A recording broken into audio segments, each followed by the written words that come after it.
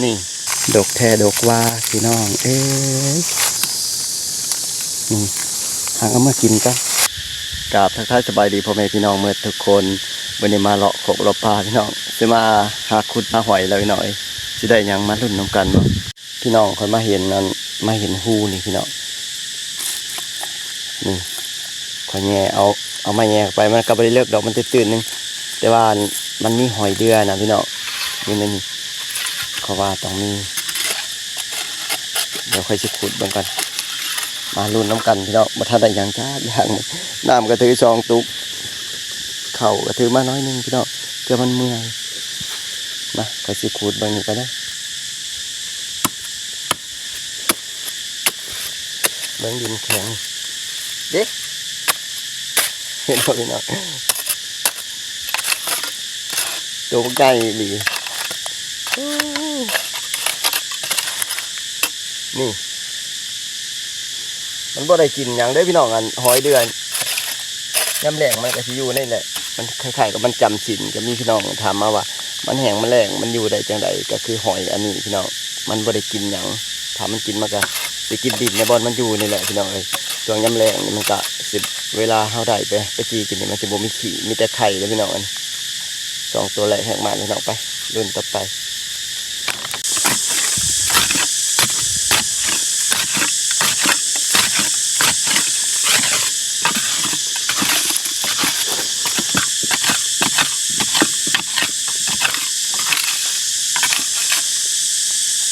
นี่หนึ่งตัว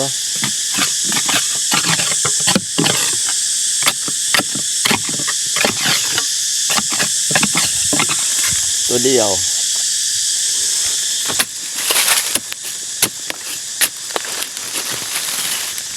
เย้สองตัวพี่น้อง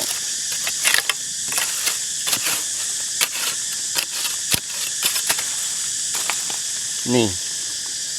สี่ตัวเลยเด้พี่น้องมันอยู่เด้บ่หัวมันยังเป็นบ่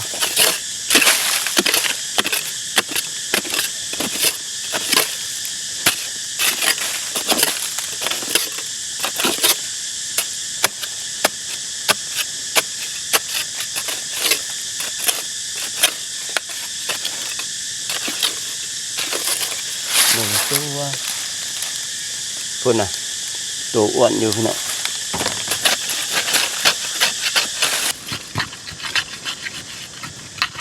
เด็ก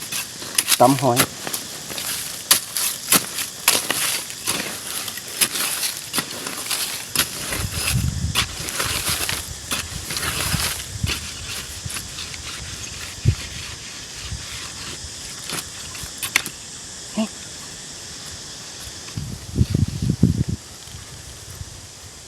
เด็กโอ้ตัวอ้วนเลยเงียบมา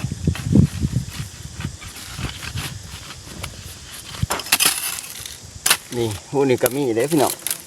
คนนี้เสียงกันเด็ก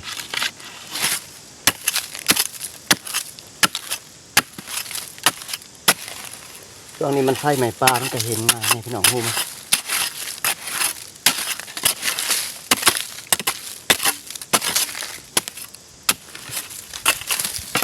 นี่ปลาคือหลายตัวดินี่ตัวใหญ่ยังอยู่ไหนนี่อุ้ยตัวหน่อยมันก็มีนี่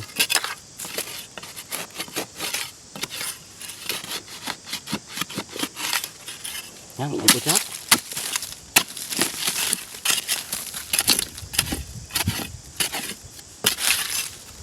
ปลาตัวหน่อยนี่พี่น้องปุ่นโอ้ยแตกน้ำก็มีเสียมซับไว้นี่ตัวหนึ่งสามตัว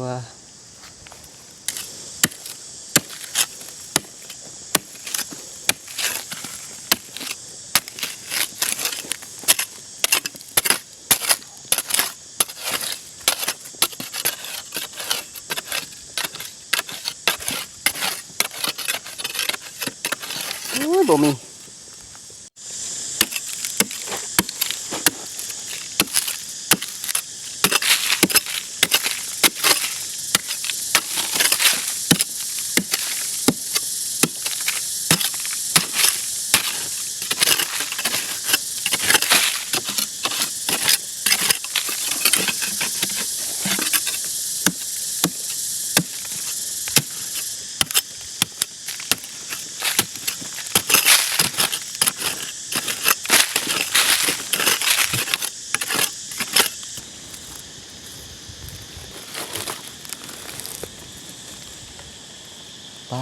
บักใหญ่เลยตัวเดียว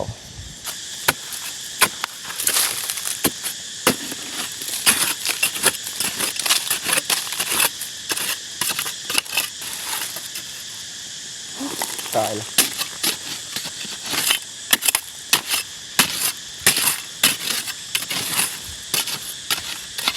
เด็กนี่อยู่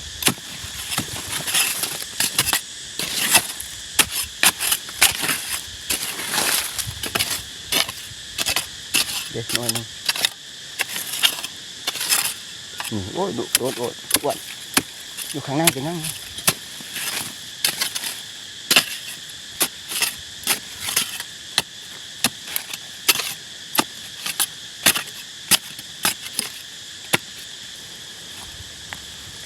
เด็ต้นอ้วนเลย2 ตัวมาพ่อมาหวดพี่น้องเป็นผลไม้ป่าดอกแท้ดอกว่าพี่น้องเอ้ยพุ่นนะพุ่นอยู่เทิงก็มีแต่ว่าสออย่างเดียวโทรศัพท์คอยอากาศร้อนถ่ายบ่ได้พี่น้อง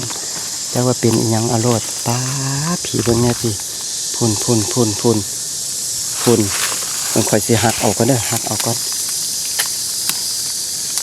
นี่หักเอามากินกันหักเอาผัวใหญ่อุ้ยปงไว้ก่อนพี่น้องนะหลายคักหลายแน่เด็ดอันนี้พี่น้องป้าก็สิเลือกเอาแต่หมากสุกๆนะ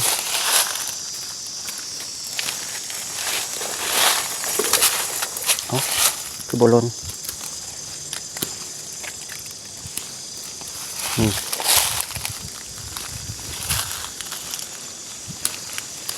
พุ่นนะป้าโผดโผเนาะหวานได้หมากอันนี้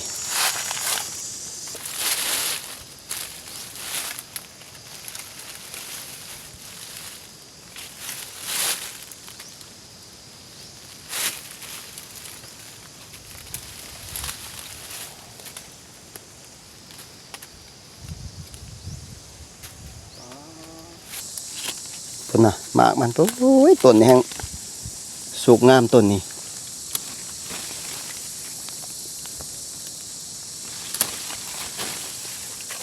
คนน่ะ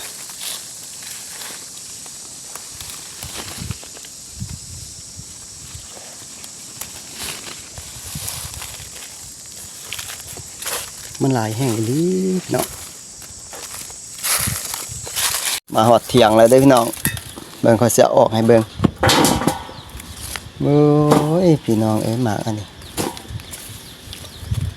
เบิ่งผลงานคอยว่าได้หยังแน่ว่าได้หยังแน่พี่น้อง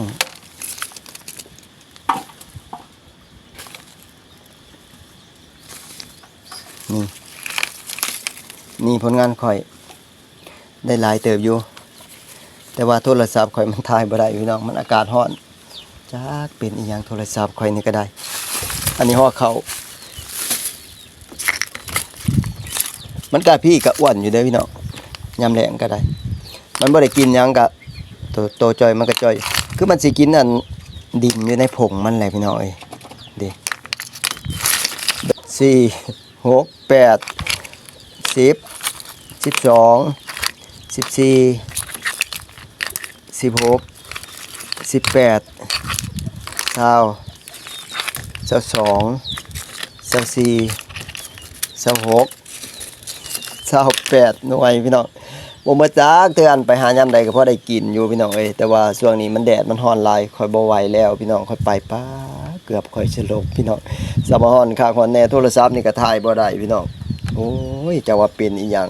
อันมันบอกว่าอุณหภูมิร้อนเกินว่าซั่น36 องศานึงดอกพี่น้องเอ้ยแต่ว่ามันเป็นหยังมันคือถ่ายบ่ได้เบิ่งหมากอันนี้ก็ผู้ใดแน่เคยกินพี่น้องหมากหวดบ้านข่อยสิเอิ้นว่าหมากหวดผลไม้ป่าหากินได้ปีละครั้งนี่แหละพี่น้องเอ้ยเพราะว่ามันสิมากช่วงเดือน4ต่อเดือน5หมากหวดเวลามันสุกมันก็สิมีต้นหวานต้นบ่หวานอันนี้ก็คือข่อยมาสิแม่นมีต้นหนึ่งหมากน้อยแล้วก็ต้นนี้หมากใหญ่ ก็หวานต่างกันอยู่พี่น้องอะไรพี่น้องสำหรับคลิปนี้ก็ขอจบคลิปลงเพียงเท่านี้เด้อพี่น้องขอบุญขอบคุณทุกกำลังแรงใจทุกคอมเมนต์ทุกการติดตามรับชมพี่น้องพอกันคลิปหน้าสบายดีสวัสดีครับ